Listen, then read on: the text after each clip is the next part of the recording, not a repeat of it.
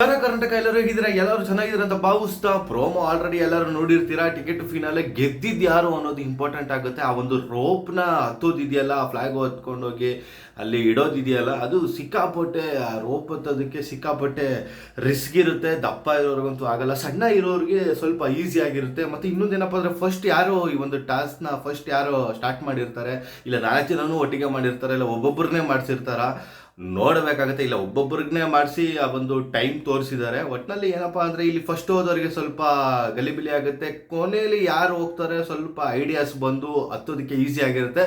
ಇಲ್ಲಿ ಏನಪ್ಪ ಅಂದರೆ ಇಲ್ಲಿ ಇಂಪಾರ್ಟೆಂಟ್ ಏನಪ್ಪ ಅಂದರೆ ಇಲ್ಲಿ ಹನುಮಂತಿಗೆ ಈ ಒಂದು ರೋಪ್ ಹತ್ತೋದೆಲ್ಲ ಈಸಿ ಆಗಿರುತ್ತೆ. ಯಾಕಂದರೆ ಮರನೇ ಹತ್ತಿ ಅಭ್ಯಾಸ ಆಗಿರುತ್ತೆ ಅವ್ರಿಗೆ. ಆದ್ದರಿಂದ ಸ್ವಲ್ಪ ಫುಲ್ ಜೋಶಲ್ಲಿ ಹನುಮಂತುಗೆ ಇದು ಸ್ವಲ್ಪ ಈಸಿಯಾಗಿ ಇರುತ್ತೆ ಈ ಒಂದು ಟಾಸ್ಕ್ ಅಂತ ನನಗೆ ಅನ್ನಿಸ್ತಿದೆ. ಇನ್ನೊಂದೇನಪ್ಪ ಅಂದರೆ ಅವರು ಬಂದು ಒಳ್ಳೆ ಟಗರು ಥರ ಎಗ್ರಿ ಹತ್ತುತ್ತಾ ಇರೋದು ನೋಡಿದೆ ನಾನು. ಆ ಸೂಪರ್ ಹೆಲ್ಡಿ ಆಗಿತ್ತು.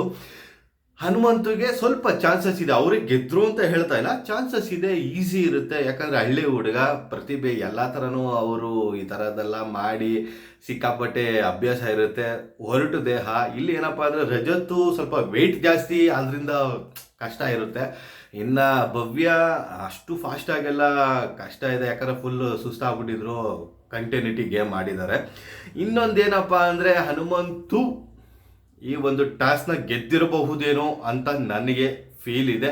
ನಿಮಗೆ ಏನು ಅನ್ನಿಸ್ತಿದೆ ಈ ಒಂದು ಟಾಸ್ಕ್ ಬಗ್ಗೆ ಅದನ್ನು ಕಮೆಂಟ್ ಬಾಕ್ಸಲ್ಲಿ ತಿಳಿಸಿ. ಯಾರು ಗೆದ್ದಿದ್ದಾರೆ ಅದನ್ನು ಕೂಡ ತಿಳಿಸಿ ಅಂತ ಹೇಳ್ತಾ ಆದಷ್ಟು ಈ ಒಂದು ವಿಡಿಯೋನ ಶೇರ್ ಮಾಡಿ, ಲೈಕ್ ಮಾಡಿ.